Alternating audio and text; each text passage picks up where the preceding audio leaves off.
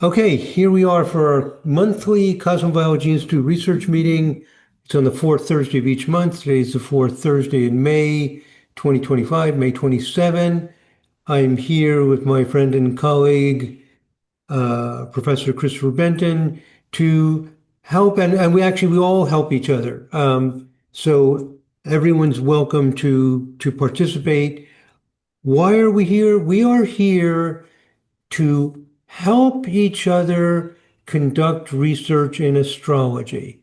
The founders and board members of Cosmobiology Institute, and in our mission statement, it states clearly that our goal is to figure out if we can measure something in astrology. This is actually quite controversial. Are there measurable effects? Does astrology work in some kind of measurable way that can be replicated by other people, not just your personal experience, but could it be demonstrated through some kind of observations where you can tell somebody else, do this, this, this, and this, and you will see this going on in the sky for these people or these situations?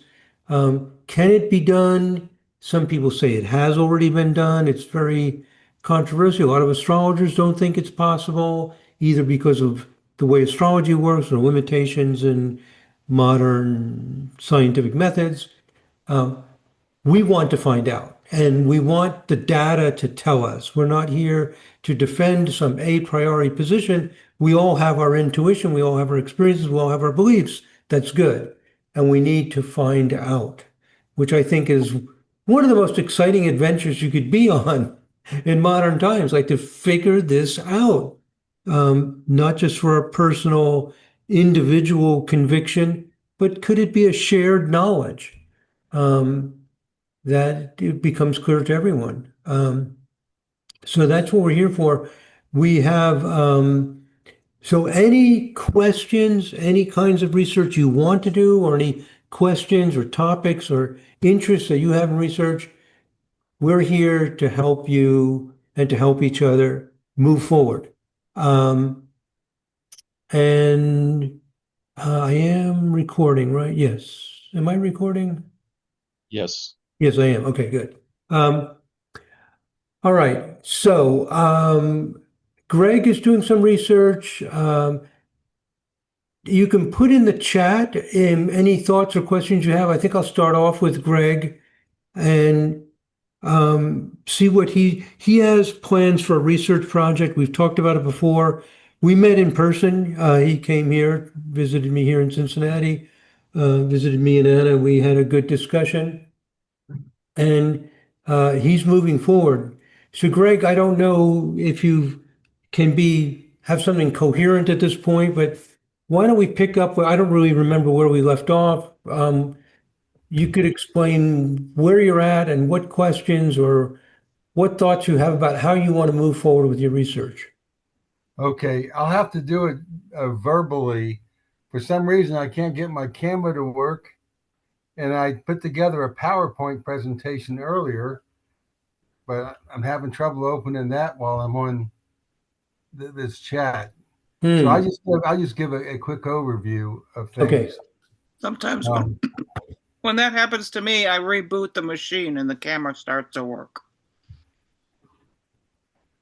okay, can you give me a few minutes to try that?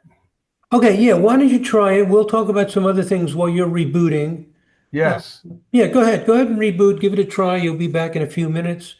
And yeah, that'll work. Okay, thank you. Okay. Sure. Okay, so while Greg is restarting and seeing if he can share his PowerPoint, um, I could address some interesting questions that Ahmed and Starlene have about, or I answered them, but I could go over here and explain a little more detail on some things in financial research.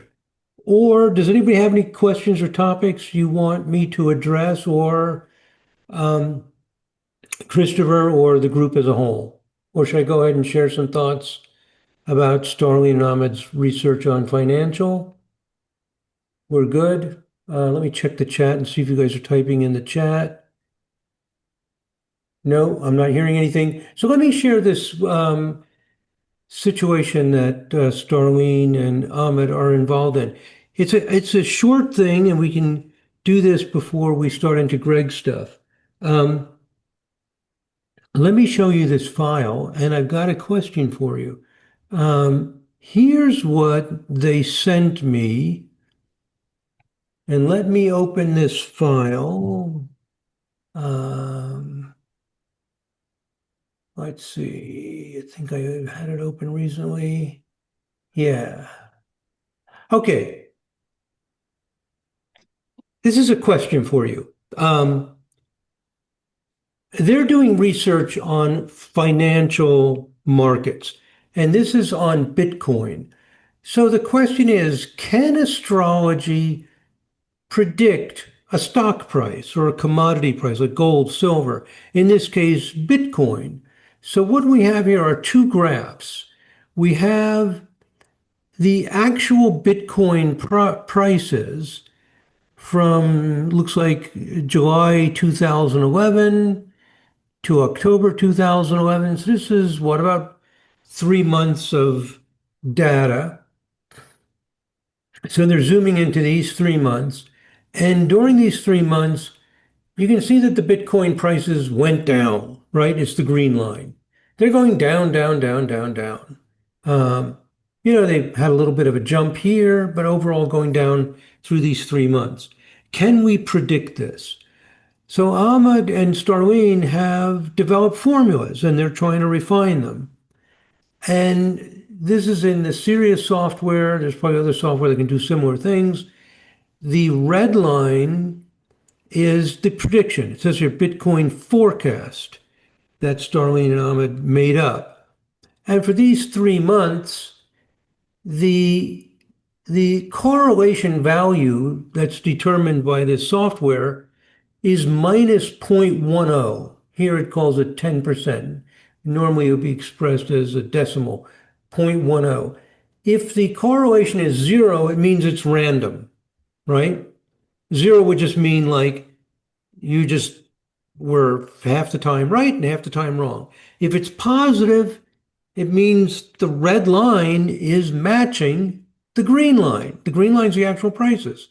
If it's negative, it means you're doing worse than random. Like, you can have a monkey throw something throw darts at a wall and the monkey would do better, just like random results. And the closer you are to minus 100%, or usually it's expressed as a percentage, to minus one, the worse it is. If the red line was sitting exactly on the green line perfectly, because that will never happen, but like if you made such a perfect prediction that every little tiny move, the red line was sitting right on the green line, that would be 1.0 or 100%. So it did worse than random. Now here's their question, Ahmed in particular, his question is, why is the correlation negative when the ups and downs look pretty good? Like here it went up, the green, the actual price, and he's got some bumps upwards. Here it goes down, the actual price goes down, and he predicted it went down. So he's showing this down arrow saying, hey, our formula worked. And here the price went up, the green, the actual price, and it predicted that it would go up. Well, it predicted would go up more than it did, but the direction is correct. Santino, Yeah. you hear me? Yes. It's possible. So you have to measure your performance with another statistics than correlation, because now with minus 10, it's negative, but it's not meaningful anyway. If you do the test, minus 10 won't be significant. So if you want to measure what you say, you can do it with, for instance, a binomial. For instance, you can measure on a certain increment of 1 day, 2 day. Does it go up or does it go down? Exactly. And you do a binomial. I've done it. It could work. Exactly. So what Vincent is saying is, we can measure this in a different way. We can determine whether the prices are going up or down. So what's happening let me just finish this. So here it goes up, was predicted up. He's got an up arrow. So it looks in terms of going up and down that it's correct. Why is this graph negative when so many of the directions are correct? It's because this correlation coefficient, it's called a Pearson product moment correlation coefficient. It's probably the most common correlation coefficient used. Um, and we sometimes just call it R, or correlation. It's a correlation, but this correlation coefficient does not measure ups and downs. It doesn't measure what you want. That's It doesn't measure what he wants. It's not a good tool for you. Right. This is not measuring what he wants, because what the correlation does is it goes at each point and it says at the beginning of this graph, are the green values, those are the actual values, are they close to the predicted values? No, the green values are way up here. The let's see, which one is which? The predicted, the red is way down here. So if you look at the distance between the green values and the red values, that's what the correlation coefficient tells you. It does not tell you if the direction is in the right. It's not saying they went up together or they went down together. Yeah. It's saying, are they similar? Let me show you one more thing. Okay. I've got another idea for you. Okay. Let me show this. Better idea. Even a better idea. Okay, great. Yes. But let me make sure everybody's caught up with this. Vincent's another mathematician, statistician, and researcher. So we have a lot of advanced people here. But let me show you one more thing to make sure everybody's with us.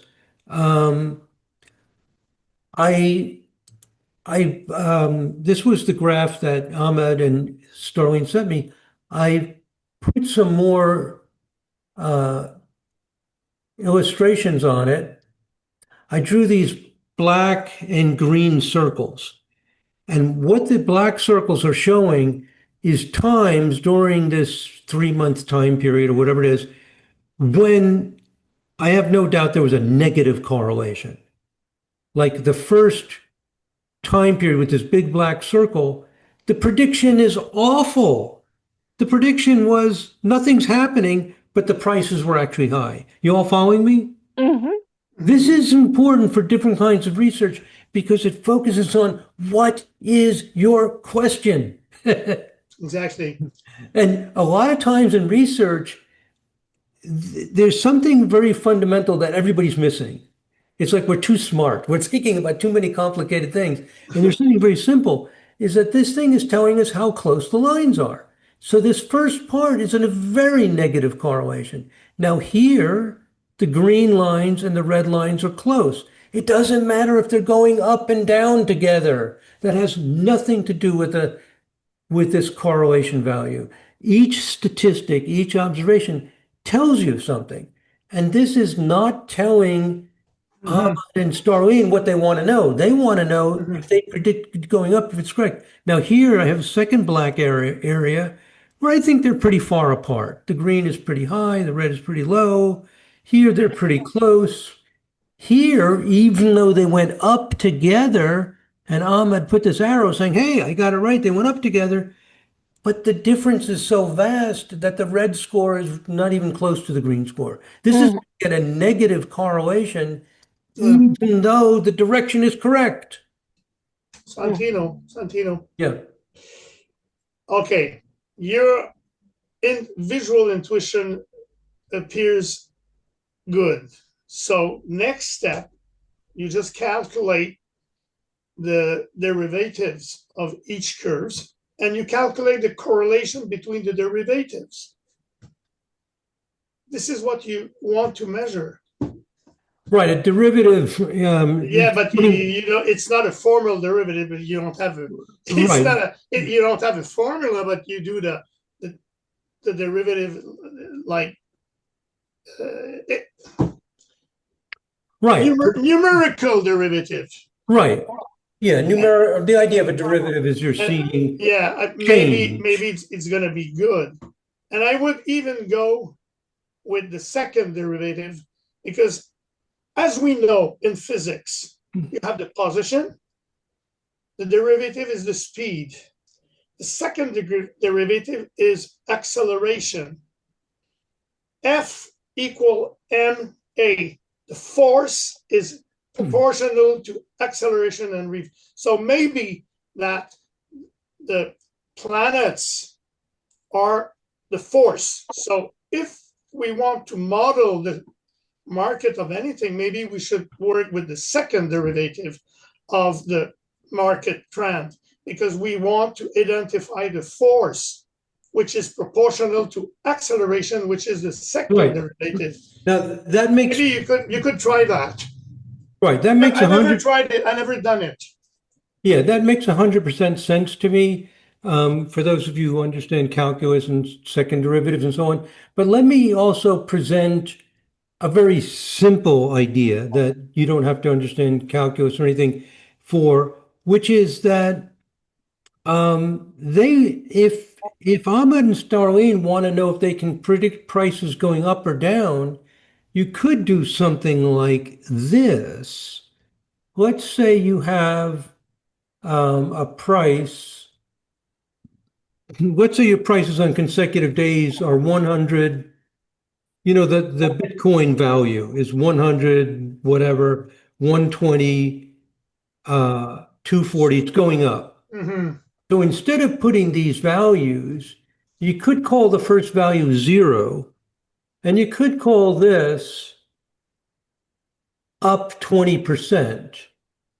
And you could call this up 100% or whatever. This is the derivative. This is exactly the derivative. It's the derivative. You're doing the derivative. I'm doing the derivative, right? But yes, I think most of the people here, the word derivative probably doesn't mean a whole lot to them. So yeah, just to make it simple, you could measure how much did the price go up or down. Sure. So I think that Ahmed and Starlene are thinking, I can predict whether the price went up or down, but they're using a statistic that does not measure that. Exactly. So they're using the wrong statistic. Now, does that mean the R correlation value is stupid? No, it's brilliant. It's just not answering your question. It's answering a different question. So, or you could say the R correlation is fine, but you're not feeding it the right data. If you want to know, if you're predicting prices going up and down, you don't want to use the raw scores.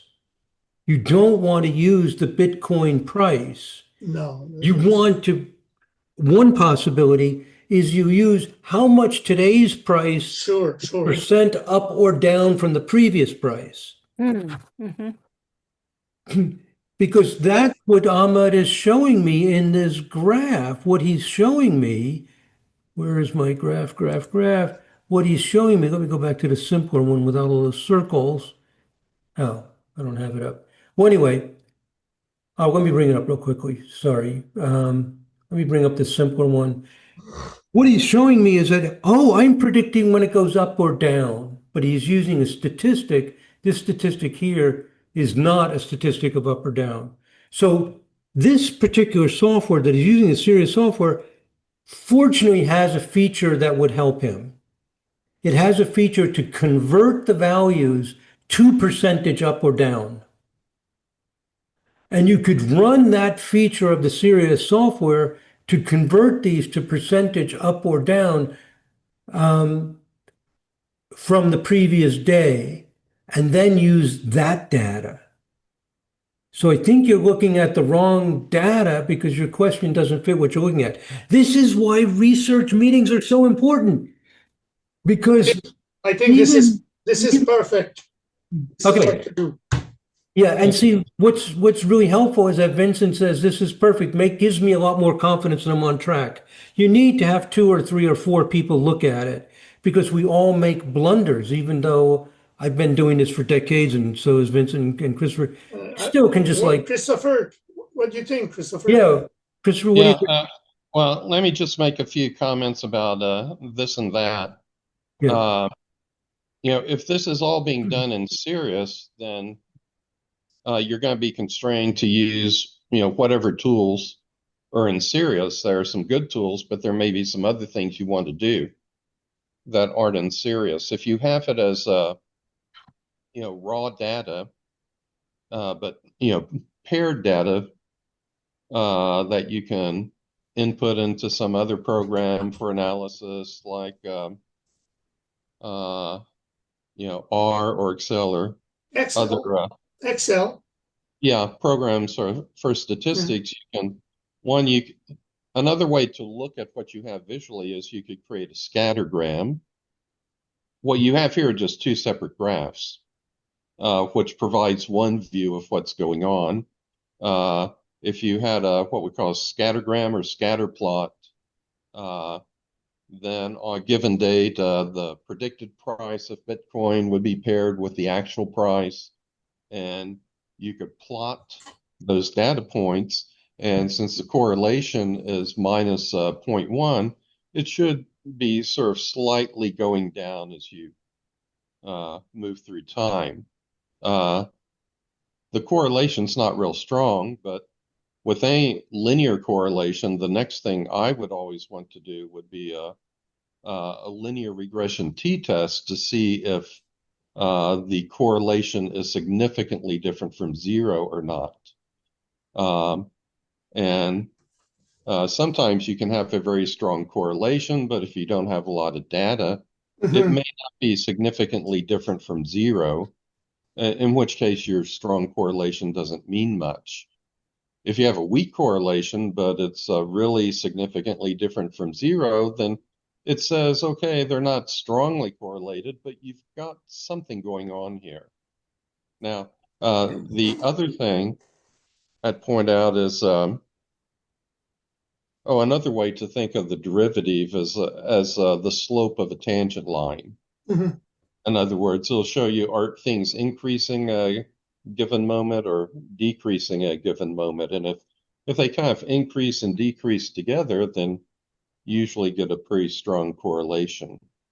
But as soon as I saw the arrows kind of showing, when things are going up together or going down together, I was thinking, okay, I think there's a test out there that I haven't used in a long time, which analyzes exactly that sort of situation. I think it's the sign test.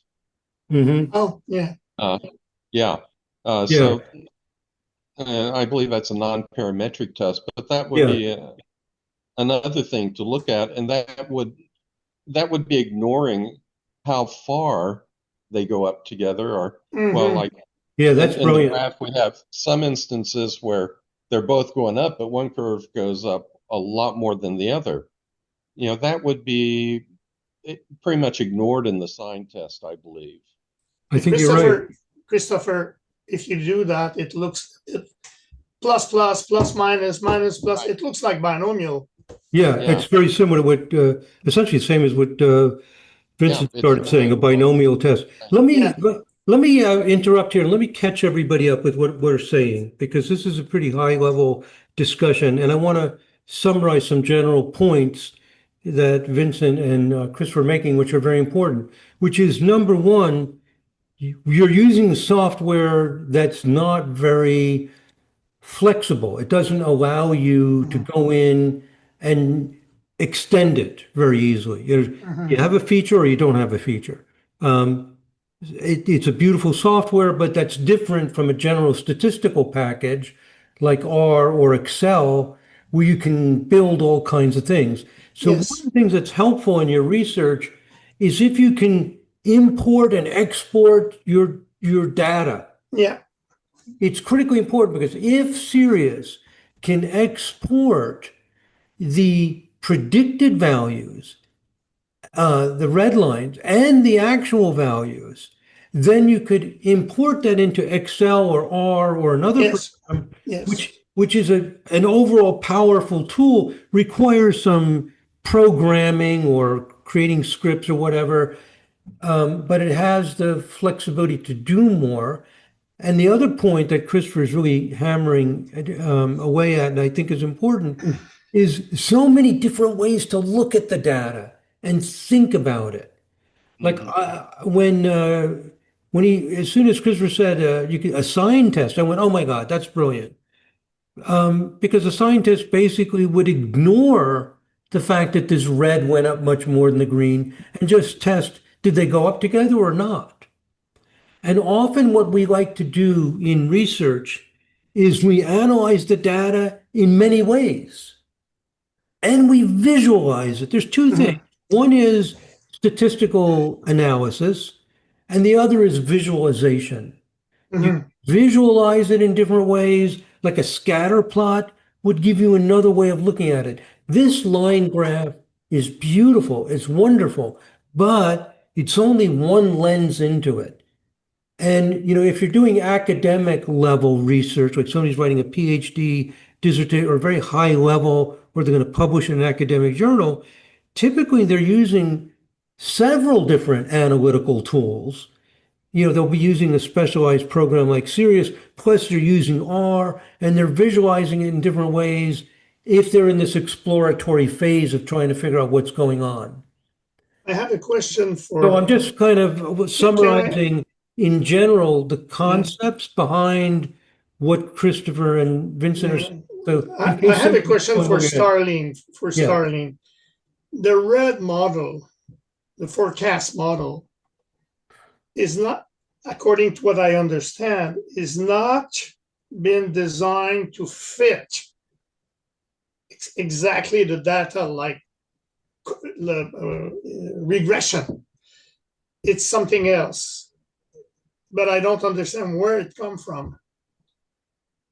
So we've used other software to come up with the Astro signature to create this. So that's where because we are using different tools. I don't know, I've not heard of a scatter plot. I think I know what it is, but I know there's different ways to look at the same data, but that's what we were trying to do, is put what we understood from the other program into Okay, I'll put it another way, simpler way. Was it designed or calculated to fit the green data? Yes. I mean, I can answer that for you. Yes. So Right, yeah. my suggestion would be to do what Santino showed us, to convert into your data in frequency, relative frequency. Yeah, the second column that he showed us, Yes. and you just redo what you've done exactly to fit. You're gonna have a better fit instead of trying to arrange things so that the red fit. You do it again. But I understand what you're saying. Where would the 0 point be though? How would that be? Because I understand you're saying the percentage, but where would we start with The the 0 point is whatever it's your not first. important. It's not It doesn't important. It's matter, not really. important. It's No. whatever your Okay. first data is. The program will take care of that for you. Okay. Let me show you in the Sirius software, because it'll be the same concept anywhere. Is if you go into the Astro Signature forecast, this is the Sirius software. And I go into this correlation data section, and I pull up any kind of data that I have, and you have your Bitcoin data in here. But if I take this one, whatever it is, FD, whatever that stands for, I don't even know. And over here, I can convert it to percentage change. So the feature's already there. You just click on percent change. Yeah. And now it's showing me Hmm. how much up or down the graph goes each day. And see, it looks incredibly different because Yes. given day, the price is generally going to go up less than 1%. It's like Yes. from And one day to the next. excuse me, Santino, I would try to create a model to adjust this. Yeah, I agree. I think this is the data you want, not the Maybe, raw data. maybe even the percentage change of this second percentage, what I call this second derivative, because I never done it, but my standpoint is that F equal ma in physics. Yeah. A is the second. You do it twice. This is acceleration of the data that would connect to the force, planetary force. Wow. It may work. Wow, that's brilliant. I never would have thought of that. So Yeah, I didn't try it. in simple terms for everybody to understand, what this would mean is you would save this it says save, so I can just save it. Oh, And cool. then, You it do- says, blah, blah, blah, blah, blah. And I'll you say do it yes. again. And then there's some option for reducing range of scores. I'll just say no. And it just added this underscore per change to the name of it. It just created the file. Now what Vincent's, here it is. Here's the file. Now it's saved. What Vincent's saying is take this file and run percent change on it again. Yes. Yeah. It's kind of a wild, creative idea. I never tried it. It's because I worked a lot on the stock market. It never worked. But Here's what it looks like. Here's the second derivative. This oh, is you've done it. Wow, yeah, I just cool. did it. This is Maybe you can model more easily this with planetary, which symbolize the force in physics. yeah, because my experience doing financial research is similar to Vincent. I've had a terrible time with financial research. Just awful. Me too. I couldn't get anywhere. And then I But did David, research on other groups. Let me just finish the sentence. Then I did research on accidents, and boom. I mean, it just stuck out like a sore thumb, as the saying goes. Yes. So accidents was remarkably easy. Like, oh my God, could it be that easy? And financial was driving me insane. So, I might not have been looking at it the right way. I might not have been looking at the right variables. Maybe I needed to use second derivative. Maybe who knows what. But for whatever reason, I was very slow going. David, it might just be that the market is rigged and has been for several decades. The old methods that worked in the 20s and 30s and 40s, it's that simple. All right. Yeah. When the market's not rigged, they might work. Right. So I hate to think like that, but Yeah. Well, the thing is that even if the market were rigged, there should be a way to see the pattern involved. I agree. There's I got agree. to be a pattern, even if it's rigged. Yeah. And it may be that it requires different planets, different formulas, but the pattern's got to be there. okay. It might be asteroids. It might be who knows Right. what. It could be Vedic astrology. I don't know, but all I know is, I made progress and Linda helped improve the gold forecast. I mean, it wasn't like we got nowhere, but it was extremely slow. And other research I've done, like the bipolar disorder, just blew my mind. It started working right from the beginning. And Mhm. confirmed. So Santino, sometimes David, things work and don't work. Yes, Richard. I was saying that Ray Merriman has taken this down to a science. He's done very well. I've taken his course and I've passed it, but you can make these correlations, but there's so many different variables. It's how like there's sun-moon relationships, and then there's each planetary relationship with another planet, what cycles they're on, whether they're in a bull market or a bear market at that particular over a course of particular time. So it's quite doable. I'm not sure how you've been approaching it, but and I forget it because if you don't work with it, you lose it. But Yeah. What It raised- software did you use, Richard? Do you remember What what software? software you used? Did you use? just standard software. You can use well, of course you can use Cirrus, but you can also use well, he used Excel a lot. Richard, Yeah. Richard, the problem with Merriman and others, what's his name? The guy from Toronto. He was guru in the 80s. I forgot his name. And others also. They have rules, but they don't have a system, a model like what Starling is trying to do. It's not the same. So they're good because first they're familiar with the market. It's like someone who would know how to play poker or blackjack. He goes to the casino. He's a good player. And he used some rules, like mathematical rules, to add his ability. So he may have good results, which are a hybrid of their own abilities and rules, but we're not working there now. We're working on a model that worked like a mechanics by itself. Yeah, so Remember, here, didn't publish that.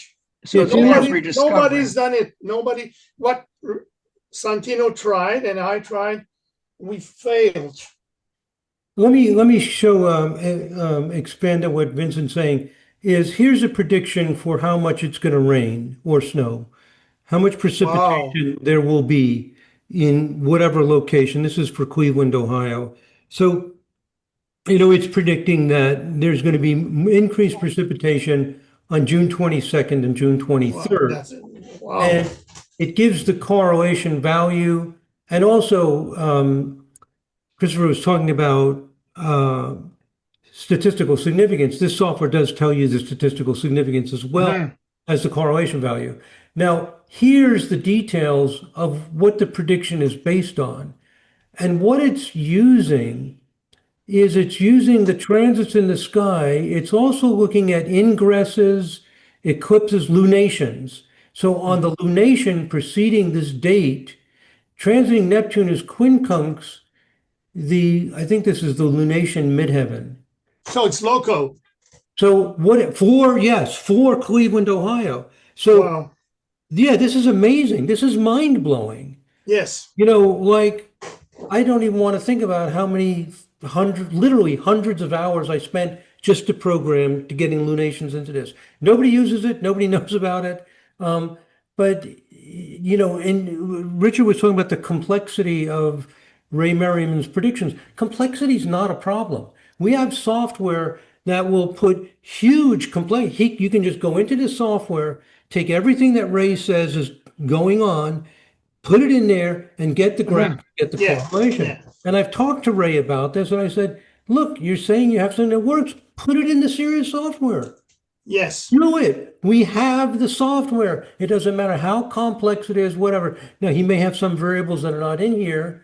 And now I'm working on the Galaxy software that will pick up where this left off so that you can, there's always things that are not here. But the level of detail and the sophistication of what you can do, including lunations and whatever, and ingresses, which is a big part of Monday. So when people say, well, this is complicated, we can do that. The ball is in your court. It's not in the. Santino, I have three important questions. First, the first question, this beautiful connection. I didn't see the correlation value. It's high. Is it 0.4, 0.5? Oh yeah, let me see. Do you remember somewhere? Let me see. I moved things around. Where did it go? Anyway, it's significant. You lost it. Maybe you show us later. Yeah, no, I don't see it. I don't know why it's not showing. It looks. Yeah, I've moved things around so much I don't. So my second question: the design of the red was done to fit the green, but is it predictive if you go further in time? Or is this retro adjusted or this is a prediction? No, I took this right out of McCormick's book. I bought McCormick's book and I put his formula in. I didn't test anything. Yeah, but my third question, we don't see it now. Oh yeah, on the left. We see the last column at the left with points. Your software calculate the points, the coefficient, the weights by a optimization to make it work. So this is what your your program does, a calculation of the points. Am I right? Right. I tried to implement McCormick's formula exactly as he describes it in the book. You take the rule, the McCormick factors, and you weight them with your software. So it's a fit. So we have to look if it's predictive, because the fit with a lot of rules, I would say nearly every rules if you do optimization with your program to get the points or the weights, it will fit. But will it predict? This is the big question. It's beautiful, but it's normal to have such a nice fit when it's done with good astrological factors with your program. You calculate the weights with Yeah. optimization. It's normal to get something beautiful. Okay, what's happening here? I wasn't looking at this properly. What is happening is the green one is precipitation, rain and snow. Yeah. The Yeah. red one is temperature. I don't have let me just finish. I do not have a file of the actual temperature and precipitation in Cleveland, Ohio. In fact, I can't have it because this is for the next month. But I do not have in the software precipitation temperature okay. values. You could download those from a government website, import them into the program, and then you could see if the model's working. But in the software, when I was working for this company, which I know you do, Okay. I did not go and download actual data Okay. to compare it to. So we don't. You could download it and test and see how well it works. I thought the green was the model. Excuse me. I thought it was too. I was wrong. I was wrong. Yeah, I was wrong too. I was looking at it quickly, and now I realize there's predictions for two different things. You're right. But it makes sense that I haven't downloaded precipitation and temperature data for every town in the world or whatever anyway. But I didn't even download a few of them. So Is this data that you can import into Sirius? yeah, you can import almost any kind of data into Sirius, any kind of comma delimited file. In the import section, it gives you all kinds of different options that we ran into as we were importing different financial data. Oh, I haven't done that. That's good to know. Yeah, you can import the data, you can graph it, and you can predict it. So for people like Ray, I've challenged Ray and I said, Ray, let's test it. Put it in the Sirius software. We can put all those variables in there. We can do the correlation value and see if it works. The complexity of the formula is not an issue. All you have to do is define exactly what your rules are. And if those rules depend on political decisions in the world and whatever, well, obviously, we can't do that. This is just a pure astrological prediction. Well, I talk to Ray frequently, and so I'll just ask him. Yeah. Yeah. We can model financial forecasting very well in the Sirius software, extremely well. Yeah. Good. I think it was Starlene. Was it you who said that you've never done a scatter plot before? And if that's the case, if you have data in like a file with comma separated values, something you can import, let's say, into a program like Excel. I do. Yeah, then a great little thing that people can do these days with all of these different artificial intelligence bots is you can just go there and ask it to tell you, how do I create a scatter plot in Excel? Good idea. Give me examples step by step. And if Even you're think trying about to that. learn a more advanced statistical program like R, you can ask ChatGPT or Microsoft's Copilot the same thing. I agree. You can say, give me the code for doing that. Yeah, actually, it's the best teacher I had in my life, better than the teacher I had in university. What I'm waiting for is, things are progressing so rapidly in some areas of technology like artificial intelligence, and as I understand it, also quantum computing, which will be light years faster than the supercomputers we have today. And so it's not inconceivable to me that within just a few years, we may be able to go to one of these quantum computers coupled with artificial intelligence and just say, does astrology work? And it'll come back a couple of seconds later and say, yes. And that settles it. Yeah. That's a good idea. Thank you. Yeah, the AI tools. I was working with Nelson, and he's developing this beautiful iPhone app, and he told me how he used AI to develop some of the code. And I thought, whoa, I haven't done that. And I'm developing this Galaxy program. I ran into a certain thing I was trying to do.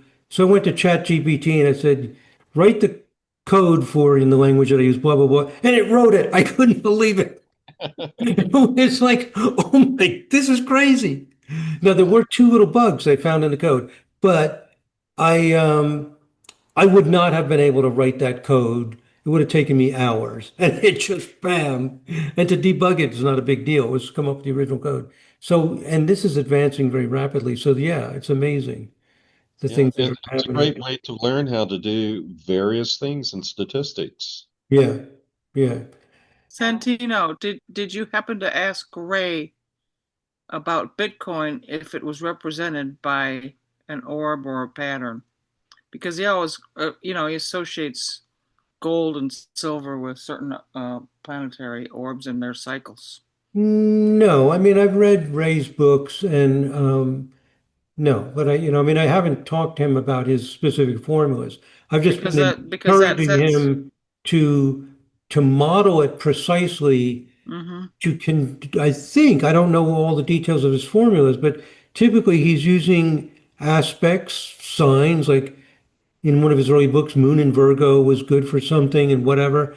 We can model all those things, and now we can model lunations and ingresses as well Hmm. into the Hmm. formula.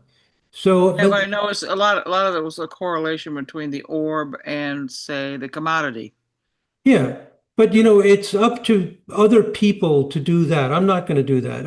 I built the No, tools. You're the expert in financial forecasting. You can just go in the software and do it. yeah.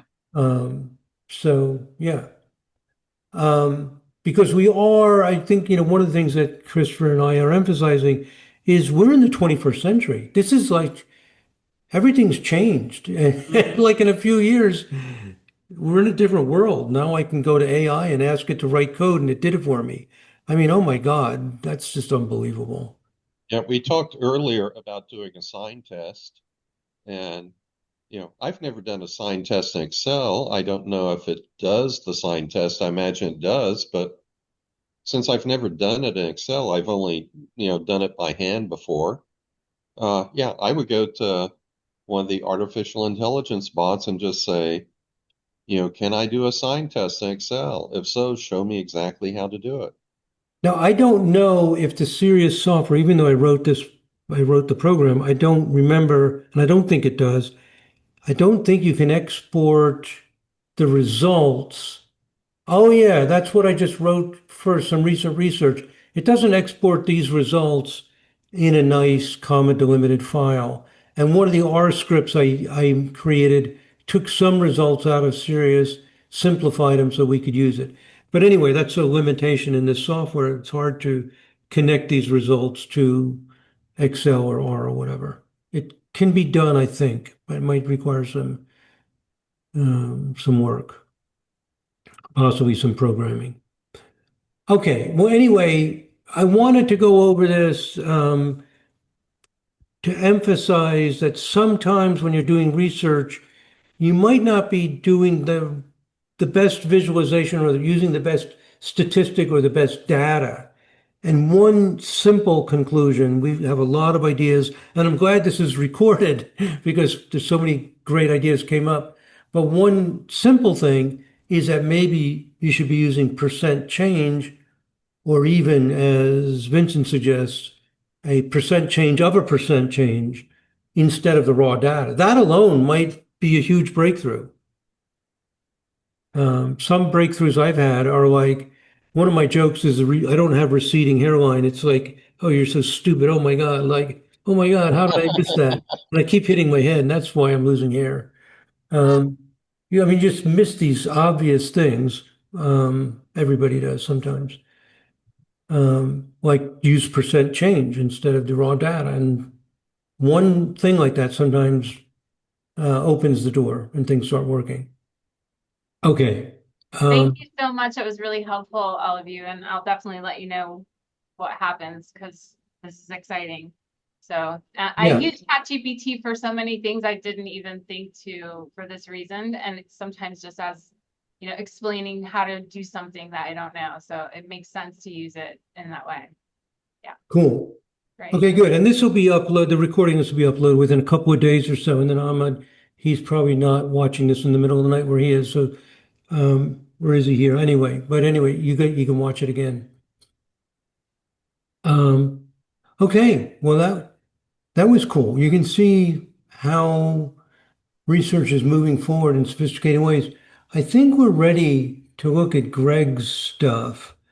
Are we good? Let me go into the chat and see if there's anything going on in the chat that I've missed. Da, da, da, da.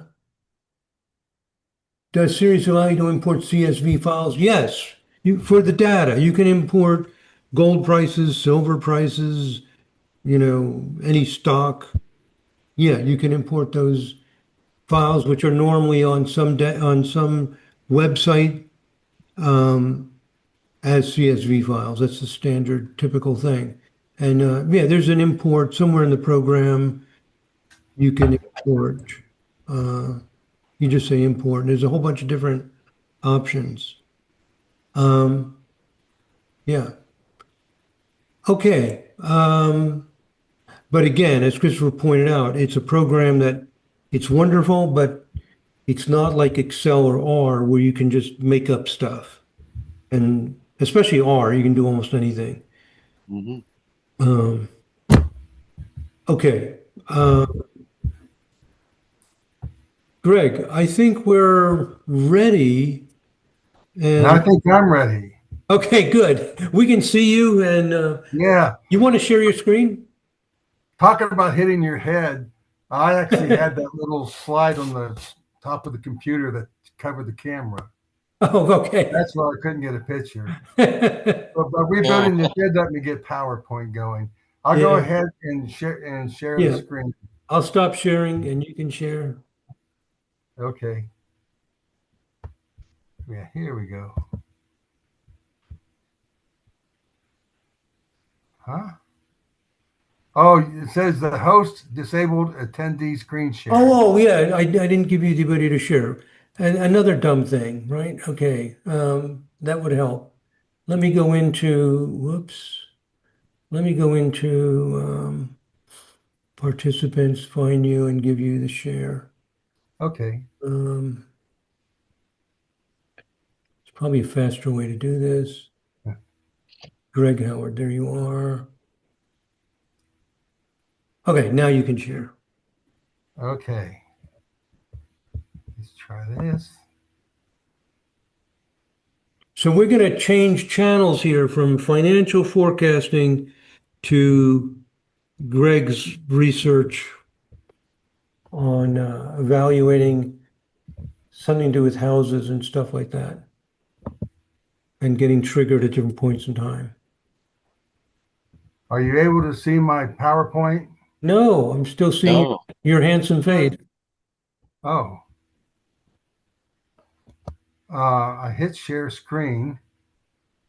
And then you should see where it says, oh, don't share a specific application, share the whole screen. When you click share screen, it'll show you all these different things. In the upper left, it'll say screen, and just select the whole screen. Okay. It says entire screen. Yes, do the whole entire screen. That's the simplest thing. Well, Okay, it's coming up. Whoa, what the heck? you see the whole thing? Okay, good. Let's get. No. Yes. Yeah, there we go. Okay, so here's PowerPoint. Okay, perfect. We got it. Yeah, I tried getting what I could get done today, and then I'm actually in Oregon babysitting my grandkids while my daughter and her husband are in Europe on vacation. So I got called this afternoon saying I had to go pick up my daughter or my granddaughter from school. So that interrupted everything. But I do have 11 screens that I put together. It's basically what I shared with Santino is a protocol with the rules and the procedure for doing the research. So I was just trying to put it into a PowerPoint format to make it easier to share. But anyway, this is the research project is optimal house system for natal astrology. I've actually spent the past 25 years researching methods for doing natal interpretation. And when I first contacted the Institute, I was ready to move forward with that. And then after having discussions, I realized it would be people use different house systems. So just because mine works, maybe say Placidus or Coke, I know a lot of people use equal house or whole signs, very popular. So it would make more sense before I moved forward with actually doing natal interpretation. First, what is the correct house system to use? So the purpose of the study is designed to determine if one specific house system should be favored over others when casting natal horoscopes. And the study will focus on Placidus, Coke, equal house, and whole sign systems. I'm using those 4. Mm-hmm. So yeah, the background slide, um, just what I just discussed and what I'm investigating. And those 4 systems are commonly used in natal work. Okay. But the planets fall into different houses. Go ahead. Okay, let me ask you a question. When you say equal house, do you mean equal houses from the ascendant? Yes. Okay, Yes. good. Okay. Yeah.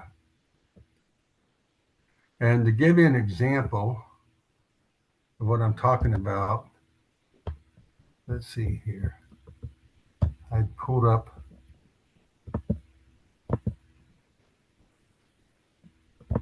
Where's here? This one here. Okay, can you see? I've got Jackie Onassis on the Astro Data Bank. Yes, we see it.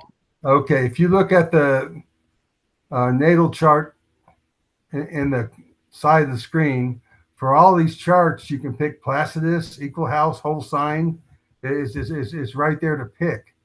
So, for instance, if we go to Jackie's chart in Placidus, and I was actually with her looking at the assassination of her husband, and the transit and that corresponded with that was Pluto conjunct Mars at the time that he was shot. But if you look here, Pluto in Placidus Mars is in her 10th house. Natal Mars is in her 10th house. Now we go to equal houses. Mars is up against the cusp of her 11th house. Now we go to whole sign houses.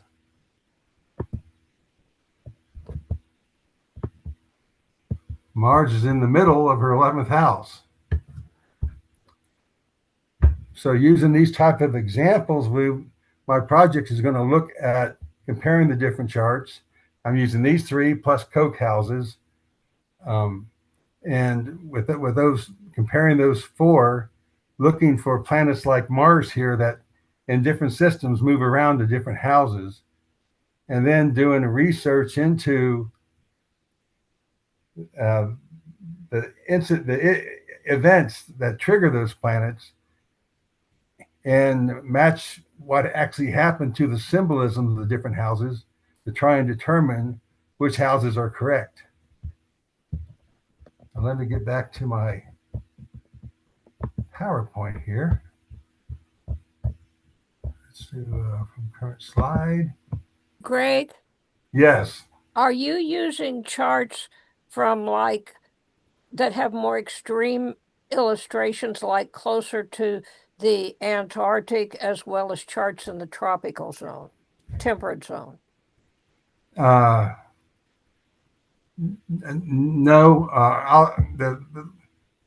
I do different charts in my own, but for this project, I'm not sure how many might be from the southern hemispheres.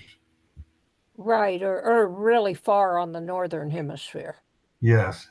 Well, it seems like to have a good good thing. You might want to have a distribution of charts over different parts of the world.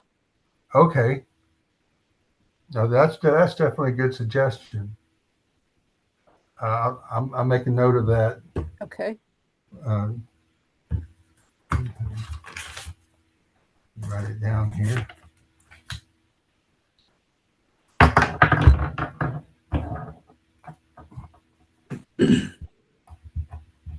Of course, you have to have people with biographies, but surely there are some that are born in, like Norway or Sweden. You could get something that was Yes. further north, and you could get something from South America that's, on down there, kind of a relatively even distribution through the Yes. different zones. It seems to me that if you don't have that, you're not going to really be testing the houses accurately. Okay. All right. I'll look into that. Mhm. Now I'm going to move on, and you'll Sure. because the presentation includes where I was getting my samples from. Okay. So one thing I wanted to say that the study is designed to eliminate bias as much as possible. A key source of bias is how one interprets natal charts. I mean, there's humanistic astrologers, psychological, evolutionary, vibrational. I'm definitely biased by my own way that I do charts. So to avoid such bias, natal interpretations will be excluded. The study will rely on common basic practices from predictive astrology. All we're really trying to do is just confirm which houses seem to match the circumstances. So houses are key elements of predictive astrology. The basic approach is transiting planets trigger events related to the house being transited. These events impact the natal planets being aspected and the impacts felt in the area of life symbolized by the planet's house. So each planet that we're going to be looking at is going to be two houses. There's going to be the house where the transiting planet is passing through, and then there's going to be the planet's natal house. So that'll give us two houses to look at for each planet under consideration. And the team I'm wanting to put together, I will be the researcher. I design the study, create the test protocol. I oversee the activities, compile the results, and then write a summary report to submit to the Institute for review. What I'm hoping to get from this group, and I've also reached out to the research director at ISAR, I need research assistants who can review biographical sources for assigned test cases and identify significant events affecting the planets under review. So let's say I would give you someone like Jackie Kennedy, and you would see, well, Mars is definitely a planet that appears in different houses. So we're going to take a look at Mars and then look at different life events where Mars was the planet that was being triggered. Now, after doing that, then a narrative is created for each event, identifying the planets involved, the nature of the event, and the impact on the subject's life. And once that's done, we'll then have test participants. And these people don't have to know anything about astrology. They can be anybody. The research assistants need to be able to understand astrology to where they can, look at predictive charts and know what they're looking at and be able to find the right planets to look to. But these test participants, they'll be given the narrative for each event, also a list of the houses, and then all they have to do is just select what they think which house corresponds to the event Mhm. and which house corresponds to the area of life that the event impacted. And it's pretty much that simple. I believe it. I'm trying to keep it simple. Then a reviewer with expertise in research methods will ensure that the research and test activities comply with accepted research guidelines and practices. So the team will be me, some research assistants, some people that we can recruit to look at the narrative and pick the houses they think fit. And then Santino is going to make sure that I follow proper protocol in doing it. Okay, thank you, Greg. It's nice that you made this whole PowerPoint. I have some thoughts, some questions and thoughts. Does anybody else have any, want to bring up some thoughts, questions about the research design? So, Yeah, just I do. yeah. a small Yeah. point. Okay, I'll talk after. Okay, go. Okay, Christopher, you can go first. Yeah. Okay, so you're looking at only 4 house systems, right? Yes. But in Sirius, I think Sirius offers you at least 20 different house systems to choose from.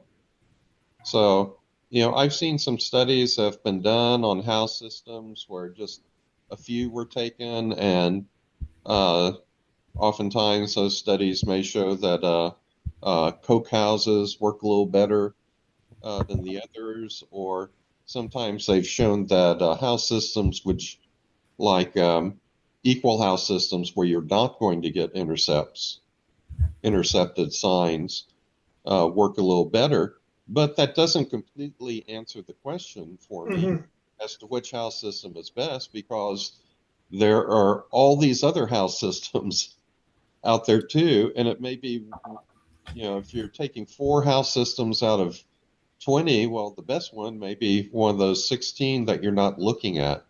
So I really want to see a study done which uses all the different house systems for comparison, as many as possible. Okay. A Vincent.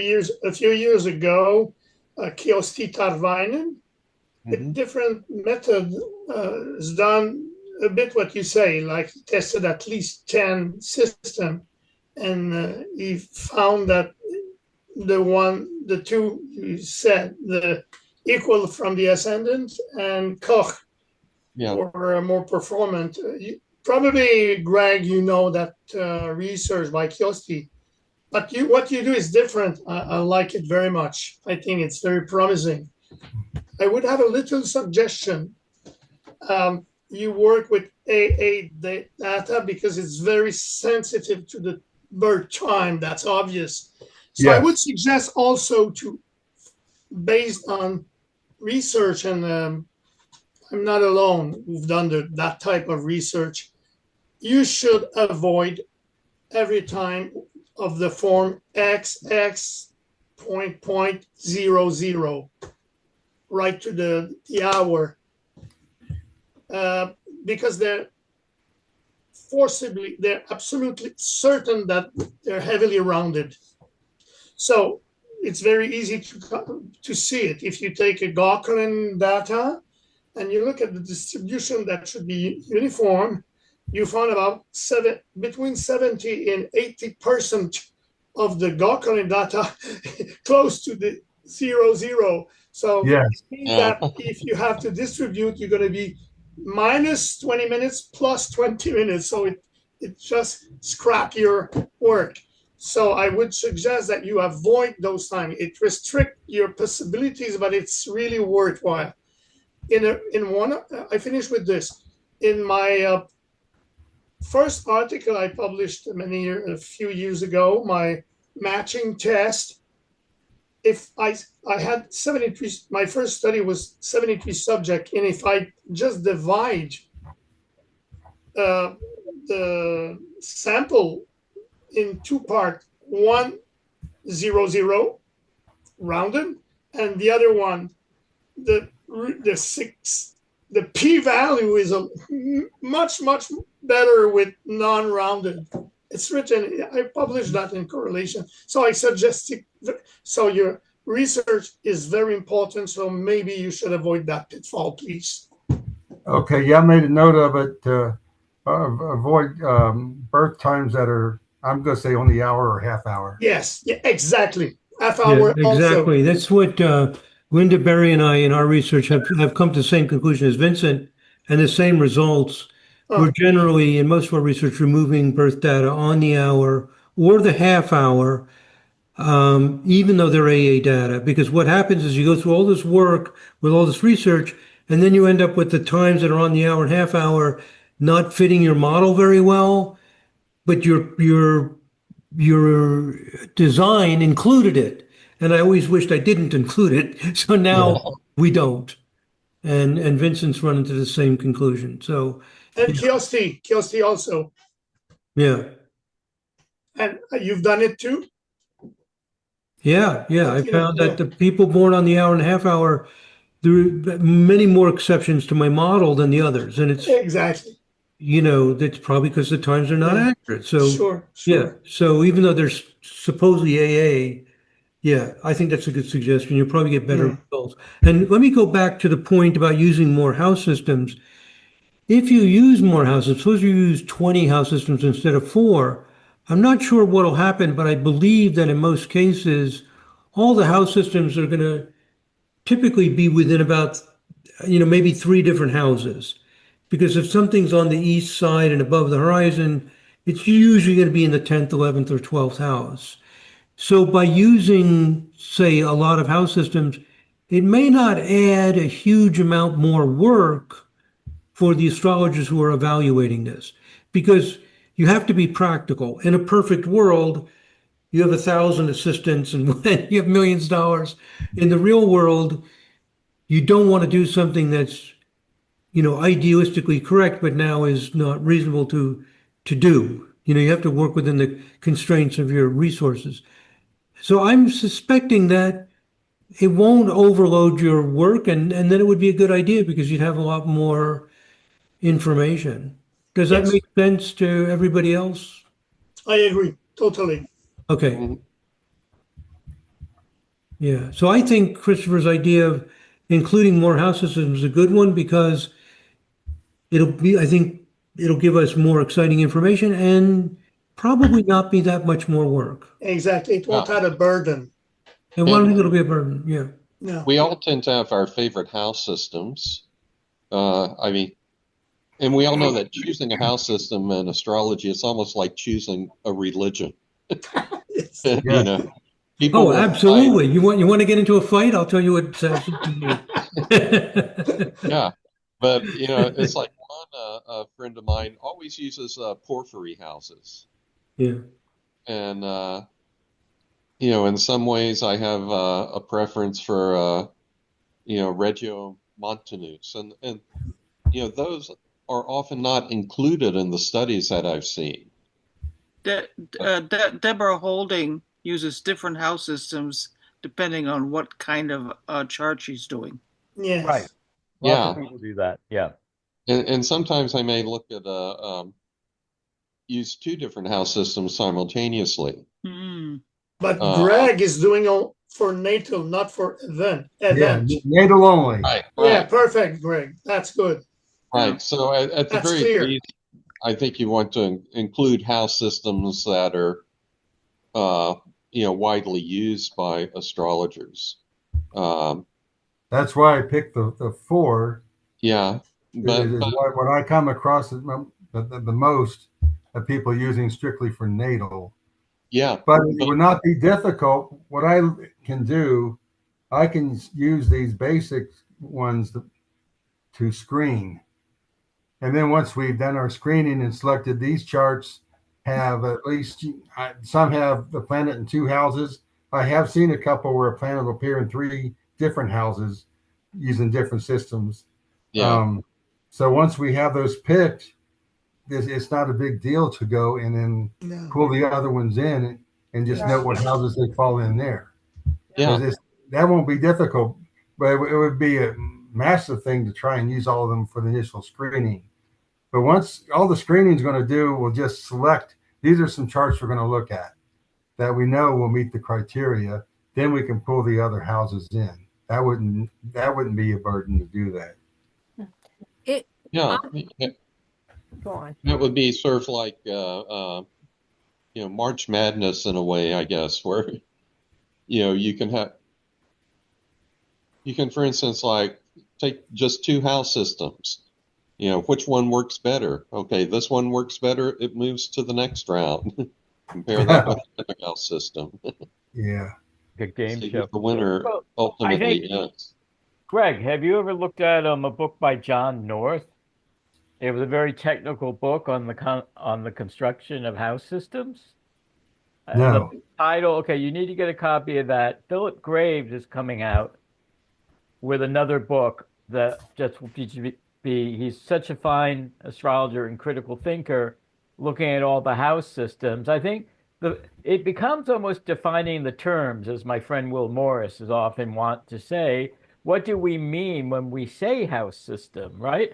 Now, I sometimes will use two house systems on a natal chart where I'll compare Placidus with whole sign houses, Yes. but one is much more astronomically based than the other, right? Mhm. So, I mean, this isn't splitting hairs. These become the problems of when we're trying to research house systems. Is what what are our parameters? What do we count as a house system and what do we not? Someone else might not consider a symbolic house system like fortune houses, right?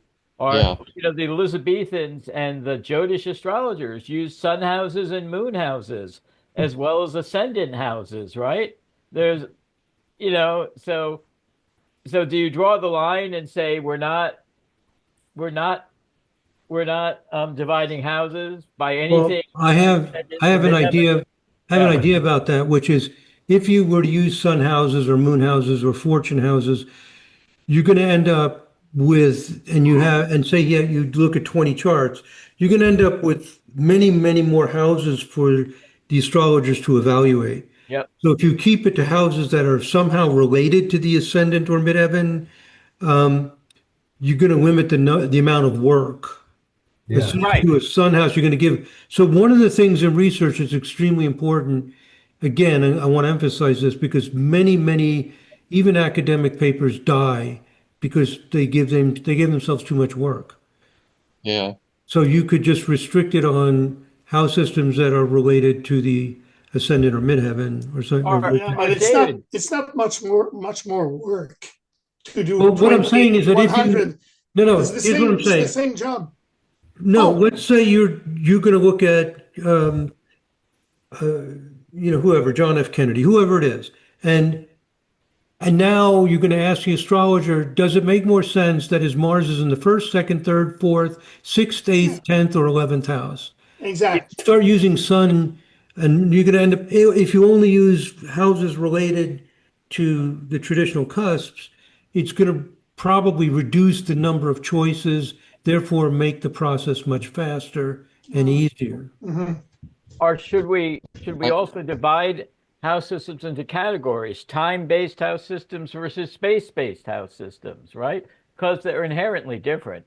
I think the thing yeah, is, if I understand this research correctly, you do not want the astrologers thinking about theory because that's going to bias their results. Hmm? You Right. don't even want Exactly. them to know what house system it is because they're going to say, I use Placidus houses, and they're going to check Placidus for everything. What you yeah, want to do is show the houses, and they have no idea which house is associated with with the house system, because obviously they're going to pick the one that they prefer if they know what house system it is. Like the yeah, example I was talking about with Jackie Kennedy.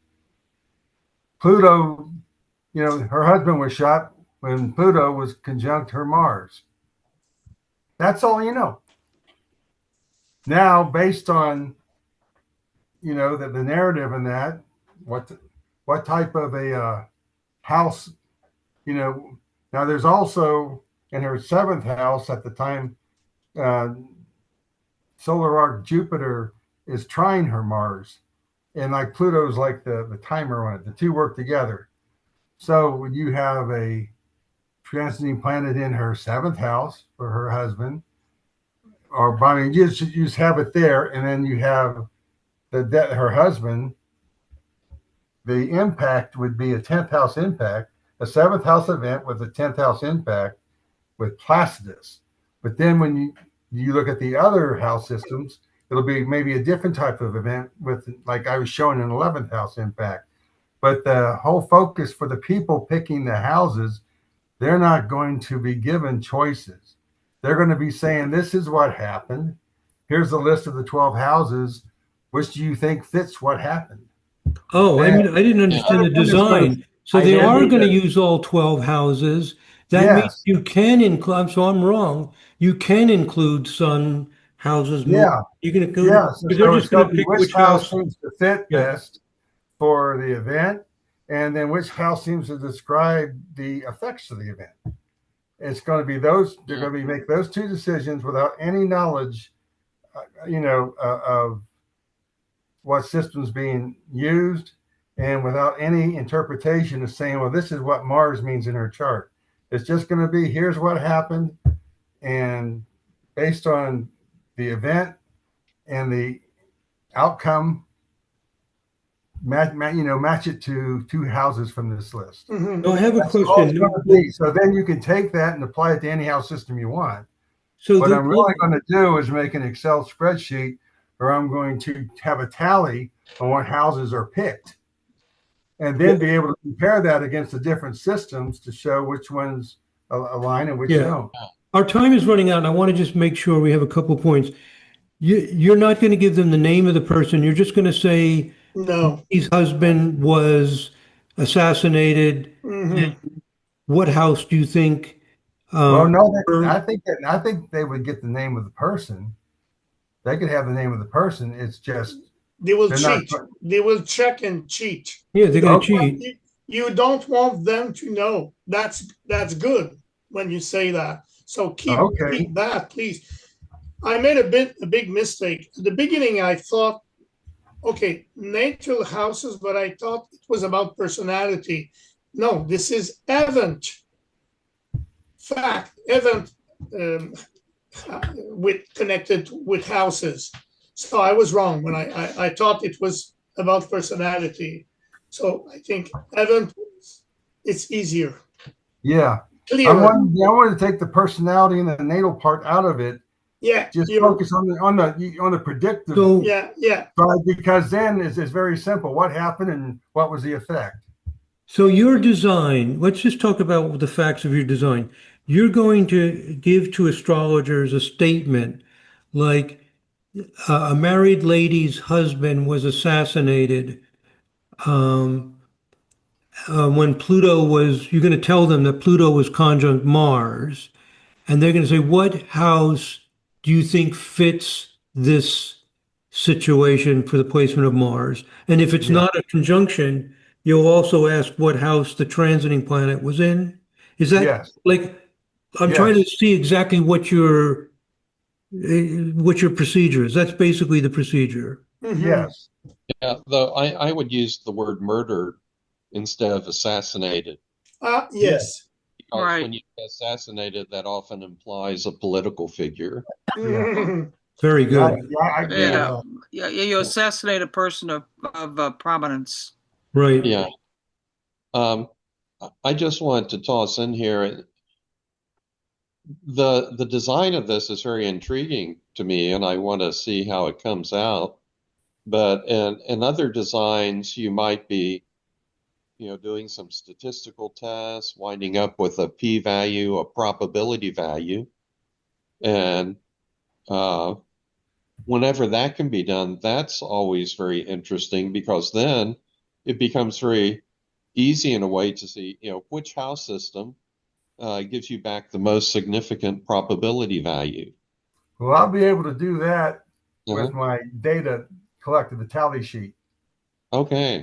I'll have numerical data that I can analyze that way. Okay, that's great then. Yes. That kind of simplifies it a bit to me. Yeah. Takes out a lot of the subjectivity. Yeah. Um, And what I will do as I have a team and we start to move forward, before the initial work's going to be some people helping me to come up with the charts to use, the narrative, which events we're going to look at, And then before I would pass them out to volunteers who wanted to just pick which houses correspond. We could run it through one of these meetings to this group and get feedback so that after it's done, we don't have someone saying, "Oh, if only you'd have done this." Yeah. I don't want to have that happen because I want to try and get as much information as we can from this first round. Mhm. And I didn't get to finish. That other slides I had just showed where my sampling was coming from. I would actually, Time Magazine, have a list of 100 men of the year and 100 women of the year from the past 100 years. And there are people from all over the world who have good biographies and very significant events in their lives. So that's what I was going to pick from. I was initially going to start with the women, but at the same time, if I'm going to now, with the advice I have, eliminate anyone born at 8 o'clock or 8:30. Yes. Try and get people from different extreme latitudes. For instance, one of the men of the year is Nelson Mandela, who's down in South Africa. I mean, he would definitely be a good contrast to someone, born in Canada or United States. So I do have a good pool that I'm going to draw from for people who have well documented, biographical information. And I'll be using the Astrology site to verify they have AA Rodden ratings. And also the site is very good about listing dates of the significant events in their lives. Can I just say something, Greg? I would don't think I'm picky. I love what you do, really. I personally think that I would avoid South Hemisphere people because there's a big controversy in the South Hemisphere. Those who think that the zodiac is universal, nothing different in the South Hemisphere, but there's a minority of very serious astrologers who think that it's season connected. So I would avoid that. I play with. But that's another reason I'm not using the signs. Oh, yeah, but I'm taking the signs out of it because I don't follow that. I don't think it's season. Oh yeah, you're right. It won't change anything. The house. Excuse me. You're right. Yeah. Yeah, you don't use rulership. Just the presence of planet in the house. It doesn't change anything. No, Right. Okay, cool. Yeah. The sign can be in the 8th house any place on the planet. Okay. Well, even though what Vincent was saying doesn't apply to what you're doing, actually, for the same considerations, if it did apply, then for the same considerations Vincent raised, I would say do include South Hemisphere, because then we could maybe divide it up into two groups, Northern Hemisphere, Southern Hemisphere, and see if there is a difference. But there won't be, according to what Greg said, because there's no. Oh, no, in his case. In this case. I understand. If it was a different study where Okay. made a difference, then we could test to see. You're right. Astrologically between Northern Hemisphere versus that would be a good opportunity to do it. You're right. Yeah. In that case, no, but okay. Yeah, the exact rules for how you select the charts has to be decided before you look at anything. Oh So these are important considerations. Like your rule might be, I'm going to use all men and all women who have AA data according to Astro Data Bank and are not born on the hour or the half hour. It might be 10 people, it might be 30 people. But you set your rules, or you could say, and not born in the Southern Hemisphere, or not this or not that, or whatever. But you have to specify the rules, because anything that is not completely objective, like a machine could do, critics will say your research is worthless. Yeah. They'll just say it's worthless because he subconsciously selected this. And you know what? A lot of times they're correct, because the power of your subconscious mind is so strong that it can draw to you miraculous coincidences. And so you really want to just have some clear set of rules. And so this discussion is important because one, you have to define it and then collect the data. Wow. We're on the same page, Okay, Santino. good. I totally agree with you. Yeah. We've both been Exactly in the, what, yeah, it happened to me. it happened to me too. Once you're in the trenches for as many decades as Vincent and I do, you're getting stories from the worn out researchers and the problems we've run into. And that's one of them. Everybody's psychic ability is amazing, is what I discovered. So to just add a point to what you said, so it means that you don't want to be accused of excluding subject or Right. including. So it's very strict. Right. Yeah. One thing, I think this is a fascinating study, and I'm really going to be interested to see what the results on it are. Mm-hmm. I do see, it does seem to me, though, maybe some of you would disagree with this, and I'd love to know your thoughts on it, that it is limited to how houses operate in events, in transits. It doesn't really tell us what houses are best for natal charts. Yes, different. Yes, you're right. Yeah, it's a good point.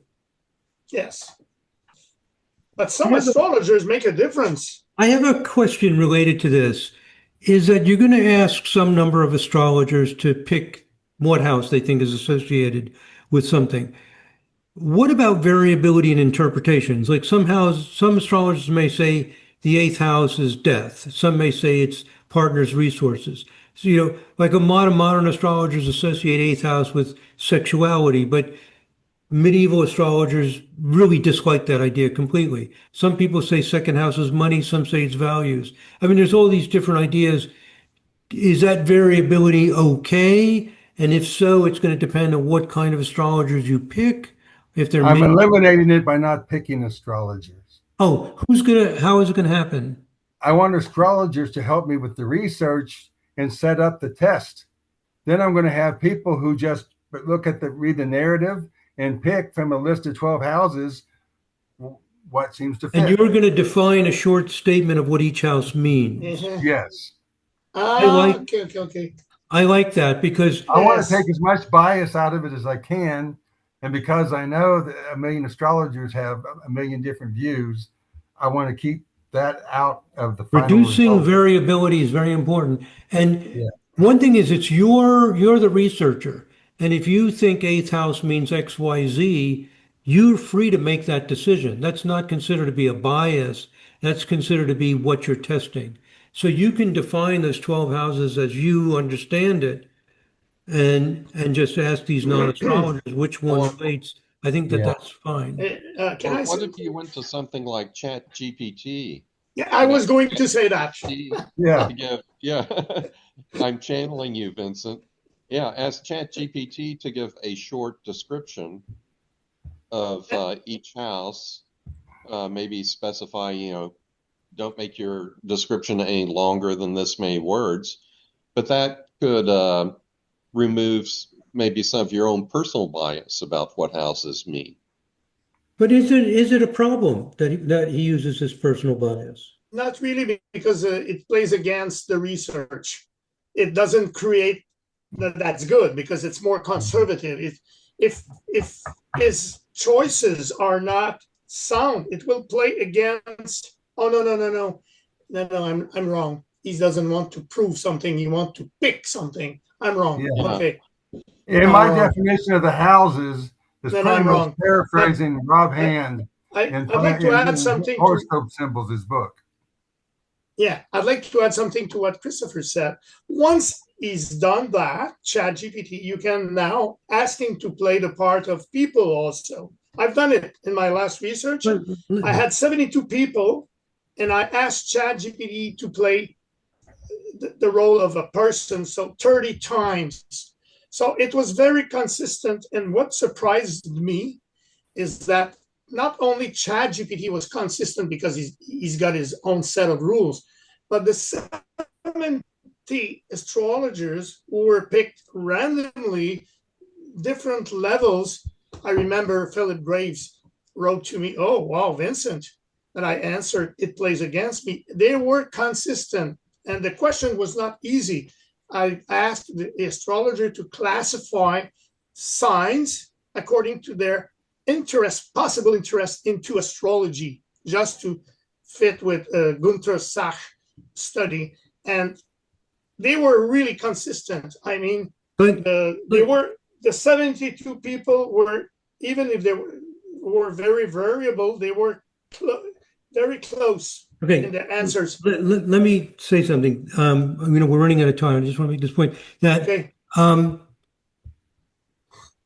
the researcher has a question, and and as advisors to researcher, we don't want to tell the researcher what his question is. If his question is, does my understanding of the houses, is my understanding correct? That's his question. His question is not, is the standard understanding of astrology that's agreed upon correct? Maybe he doesn't care about that. Maybe he's looked at charts for 30 years. So both studies are equally valid, in my opinion. He can test his ideas or he can test the consensus ideas. But I don't think one is better than another. I think that a researcher must do what their passion is. They have to follow their passion and their vision, because otherwise you're just turned into a robot and you're just executing things. Like Greg has some kind of passion about this because he's looked at charts for decades. He thinks it really works. He wants to test it more objectively. If he wants to test his interpretation, he should. If he wants to do something that's more agreed upon to test the consensus, then he can use what you've done. I think both are good. Oh, yeah. Does that make sense? Yes. Yeah. Yeah. So it's up to you, Greg, what your question is and how you want to test it. That's the great thing about being a researcher. You get to decide what your question is. Yeah. I agree. But if you pick a consensual interpretation of houses, he's going to have more audience listening to him. But maybe that's not his goal. Maybe his goal is not to have Maybe an audience. he want to Maybe his be- goal is to find out how astrology works, and he, Yeah. from Oh, his yeah. own Yeah. his Okay. own personal I'm work. wanting Yes. to know which house system I can trust. So then I can move on to my real research project, which is validating the methods I've developed for natal interpretation. And in trusting a house, do you want to trust your understanding of houses or the consensus understanding of houses? Mhm. That's up to you. 78-year-old Linwood Riddick of New York could have spent his Well, golden the years primary difference, even my personal views, I'm a little different than the mainstream in that I really stick with the elements and the modes. For example, the eighth house, it's water. It's fixed water. Okay. Borrowed money is not water. That's earth. But the emotional impact of being in debt to somebody, that's water. That's the way I view from it. So I'm going to still cover the main things people look at, but really flavor it based upon the underlying elements that it's in. Yeah, see, I have the advantage that I've spent time, Greg visited me and Anna here in Cincinnati. We went through this stuff. And so spending time with him, I could see, oh my God, this guy's a real, he's a real astrologer. He's spent time, he's looked at this stuff, he's worked through stuff, he's got his idea and he wants to see if it works. So that's why I feel like he should find out. He thinks that 8,000 is fixed water. That's what he should test and phrase it exactly, just because I think that's his passion. The passion of other researchers is to see if the consensus is correct. But it's the researcher has, in this case, his question. And I don't want to change his question because he's the researcher and this is his passion. But I did get some really good, advice, some extra guardrails that I can put in place to make sure I don't run into pushback down the road. I really appreciate everybody's comments. I thought this was very productive discussion. Yeah, thank you very much. And we can pick up with any additional things next month, that come up with this research. It's a very exciting research. This was, this was great. Did you guys enjoy it? I mean, 3 or 4 of us are the blabbermouths, And I Yeah. like Oh, yeah. everybody to participate. I mean, we're acting like the great, kings in this case. Like we're the mathematicians. But, oftentimes people who are not so experienced come up with better ideas. So, you don't have to be overly quiet or humble. You can just go in there. I often find the new kid on the block comes up with something oh, gee, really? 'Cause Well, Well, David, I'm always amazed by all the creativity that people like Greg exhibit, when they come to these meetings. yeah, They do things I've never thought of. Yes. exactly. Yeah. Yeah, this is, I was going to say, David, we had a guy, Ben Common, speak for the Astrological Society of Kentucky, and he had some very far out ideas that went back to when he was a teenager reading his first astrology books, and he misunderstood Mark Edmund Jones. So he took his misunderstanding of Mark Edmund Jones and came up with some really interesting stuff that does work. So it's on yeah. so many levels. Listen, let me ask you quickly, where's the recording for this? Where is it archived? It'll be on YouTube. Cosmobiology Institute has a YouTube channel. It'll take Wow. about 2 days, and just go to just go to YouTube, type Cosmobiology Institute. You'll see it, Excellent. and there's two sections. One of them is research meetings. It'll be the first one there, but it takes about 2 days. Right. No, So I need to go back and listen to the beginning part when you and Vincent were talking, throwing the terms around, So Vincent was going into derivatives and all that cool stuff. derivatives is a hard one for me. Yeah. His work is so derivative. Wow. Okay, and again, I want to encourage everybody to participate and feel included. And I think you all have my email address, santino@astrologydc.com, and just be really blunt. Just say, I didn't understand what you were doing, or I loved it, or whatever. Because we're here for you. In this case, a lot of emphasis on Greg and Ahmed and Starlene's meeting. But yeah, this is a nonprofit just to move research forward. And I like to make sure that we are serving all of you, whatever your interest is, because that's what these meetings are for. So if you're quiet, I hope it was just because you were taking it all in.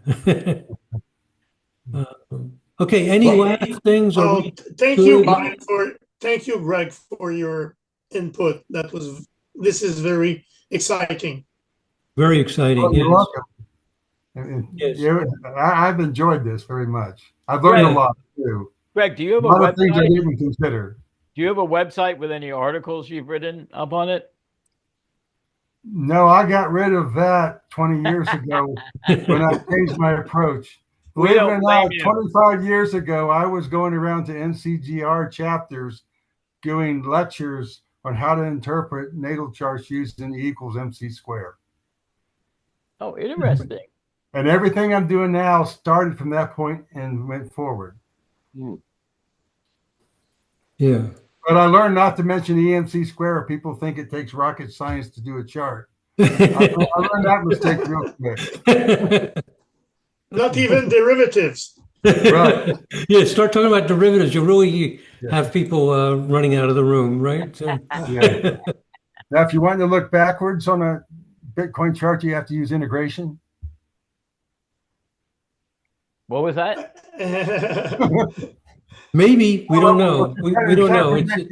If you're using derivatives to predict going forward, Yeah, if you wanted to look back Integration going historically, back. you need the answer integration. is simple. If she developed a model with the second derivative, but now you want to use it, you have to integrate to get the values, Yeah. Yeah. the real values. Now, is the commodity of Bitcoin, is that a trans-Plutonian orb? A lot of questions. Yeah. Okay. Oh my God, that's Okay. Well, Greg, you can see we're all enthusiastic about what you're doing. We love to see people come in and just start doing research. Just fabulous. Okay. Anything else? Are we good? Call it a night? Yeah. Yep. Thank you. All right. Thanks, everyone. And again, keep us posted on what you want, because this is all for all of you. Okay. Have a good night. God bless. Thank you, Namaste. David. you. All right. Bye. Bye. Bye.